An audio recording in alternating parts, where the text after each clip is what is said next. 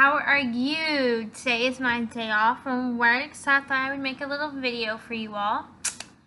Uh, I'm going to talk about something that is near and dear to my heart, and that is libraries.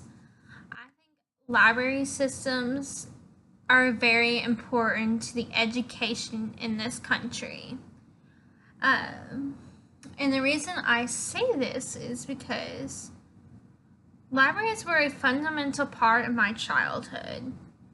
And some of my best memories have been from going to the library as a child. I can remember going to the library as young as like 5, I think. Like, I may have not been reading a whole bunch, but I remember it. And that's another thing. Reading in general, whether or not you go to a library or if you go buy the book, or even Kindle, reading is fundamental to education. But back on track, the library system is very important to not only our economy, but to what our children are learning. So, as a child, I lived a lot of places, here in the good old state of Kentucky. And I've met a lot of librarians and library aides and just the library system altogether. Like even school libraries, the libraries in the schools, those are key to success for children, I personally think. So, growing up, I remember my grandma always taking me and my sister when she would watch us over the summer while my parents worked. She would take us to summer programs here in Louisville, and they had some of my best memories were from the library. They weren't necessarily even from about reading things, but they were making things, learning to do things with my hands, making friends. I can remember one event that we did was a fashion show. That was so much fun. I would have never had that experience if it wasn't for the public library. They have fun events for kids to, one, not only keep them out of trouble in the summer, two, free events for low-income families. Hello? That is such an important thing. 3, teaching kids skills and all kinds of other things, too. On just this one program that we did as a child, growing up, we did that fashion. Okay, so the fashion show, I'll use that example. Yes, that was something fun for us as girls to get to try our stuff with the community. But when they took us to Target, they were like, okay, this is a set amount of money, and you have this much to spend. And they taught us how to budget and to get the most of what we want with that money to do this. So, like, I remember I got overalls, and I think I wore my own t-shirt, and I got this white hat and this little white pinkish purse and some jewelry. I thought it was hot stuff with that on. Granted, this was the early 2000s. I was young. So I was like late elementary school then. Yes, I am in my 20s. Late, and getting towards my later 20s, mid-20s now. But that was so much fun. But it was educating at the same time. Budget, money, all that fun stuff. But also, another thing that libraries did for me growing up, around the same age time that the fashion show went down, sorry, my phone's sitting right here, and I had a text message. But at the same time, at the library at school, we had the students helped put the books back on the shelf. We learned Dewey Decimal System. Yeah, Dewey Decimal or whatever. I can't think of what it's called now, but it's the Dewey something. To put the books back on the shelf and help the teachers' aides. This was 4th grade. Yeah, it was 4th grade. Because that was the same, third grade was the year I first started helping down in the library. And 4th grade was the year I started doing the technology stuff. It was so exciting. So, we got to help put books away. We got to help the librarian check books in and out. We were giving responsibilities.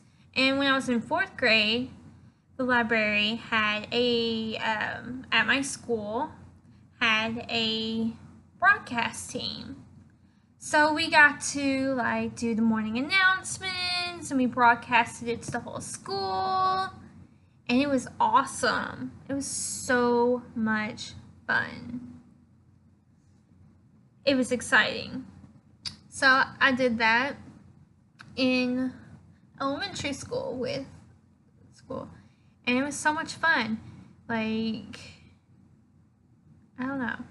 But these are just 2 experiences with libraries that made libraries fun and gave me learning experiences from them. I learned how to run technology equipment. This was old school. You had to have the VCR tape and everything to record the broadcast through school. I learned how to do all that shit, and how to run a projector thing so you could do the scroll thing for the broadcast team members to read off of. Learned how to do all that. And then throw it forward. So bring it forward further into my childhood. Going to the library during 5th grade. So in 5th grade, I moved to Bullitt County. Sorry, that's my friend. I'll look at that in a second. But in 5th grade, so year 5, 5th grade, I lived in Bullitt County, and I was a reader.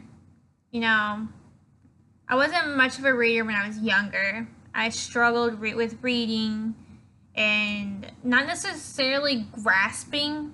I could grasp anything you told me. You showed me, I could do it.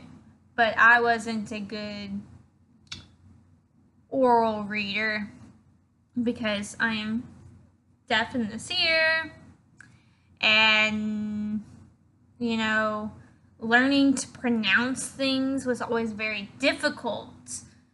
So one thing I liked about the library system in Bullitt County is that it was right there. The old the old Dorothy Ann's library, and then now it's the annex. It was right there behind my house at the time when I lived out there. It was fantastic. I could ride my bike to the library during the summer, because by year 5, I could stay home by myself. Grade 5, I could be home by myself during the summer. I could go after school while I waited for my parents to get home. I always had something to do there. I had hundreds of books to my disposal. Yes, it was one of our smaller libraries in Bullitt County, granted, but it was one of our older libraries as well. They had hundreds of books to read, magazines, they had computers to get onto. interlibrary loans. They even had like different clubs. Granted, there wasn't a lot of clubs I was interested in at that age. I'll get into the clubs part when I talk about like middle school, high school. But libraries are fundamental for after school activities. Not every kid's going to want to do sports or could go to friends' houses after school. But if you say, hey, I'm going to go to the library after school or during the summer while you're gone, cool, that's okay. You're right there. You're not going far from home. Like, literally, I could see the library from my backyard. Like, it was maybe a 5-minute bike ride if I went the street way instead of riding through the field. I read so much. It didn't matter what I wanted to learn about. Because to me, I read hundreds of books that one summer. From fiction to nonfiction. I learned about how tornadoes worked and how hurricanes worked. And what else did I read about? The books that I was like kind of reading that I loved at that time were like the Junie B. Jones books and Harry Potter and Magic Treehouse. Magic Treehouse was a perfect book for my age group. And I was able to read these books anytime I wanted to by going to the library. I couldn't imagine that ever being taken away from kids. That experience, that getting deep into the imaginations of children. Could you imagine? Oh my God. So, if you fast forward until like middle school, high school age. Middle school, I didn't spend as much time at the library. Not at like public library, because by then I had moved to a different school, a different part of the district. Now it's farther away from the library. At that time I lived in like the Mount Washington area, and yeah, there was a library, but I had lived off of a very dangerous road for people to be walking on it, especially as a middle schooler. So I didn't spend as much time at the library that summer, those couple of summers. But the school library, we had a literary club meeting. I loved going to literary club. And like my literary club teacher leader was an author, Miss Bethany Griffin. She was amazing. She taught us so much. And like, even she ended up being my high school teacher sophomore year. Yeah, sophomore year, because I Miss Willis freshman year. So it's like, she expanded my horizon a lot with books and stuff. And they did broadcast team at that school too. And I was able to be a part of that. And this is all through the library. Now fast forward to high school. Now I was part of this anime club thing that the library did out in our area in middle school, but I was more heavily involved in high school. So in high school, I joined the anime club. Me and my friends were really into anime. It was a teens program. And it's still ran today, but I don't go anymore because who has time for that as an adult? And it's a teens program. But now my friend runs it, who went to it with me in high school. Isn't that fantastic? He has a job doing something that we did in high school. Being as participants. Now he's running it. That's like amazing to me. So libraries are important.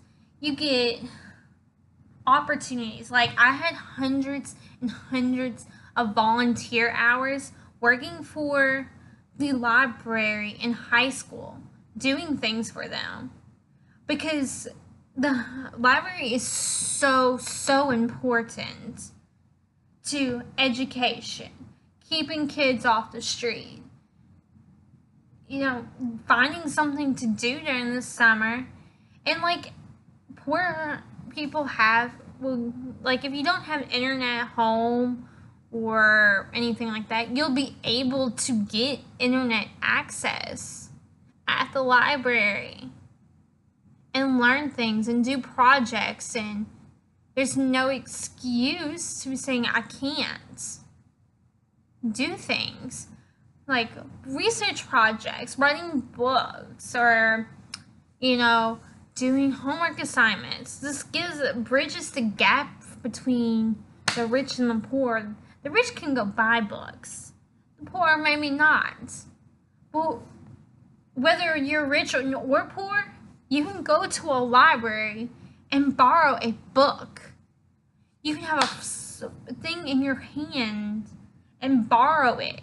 Now, if you're in an area sort of like the boonies or the hills or something, and there's not a library close, they have this thing online now through the library system where you can check out a book online and have that free book on your computer or on your Kindle or even on your phone and read it or listen to it.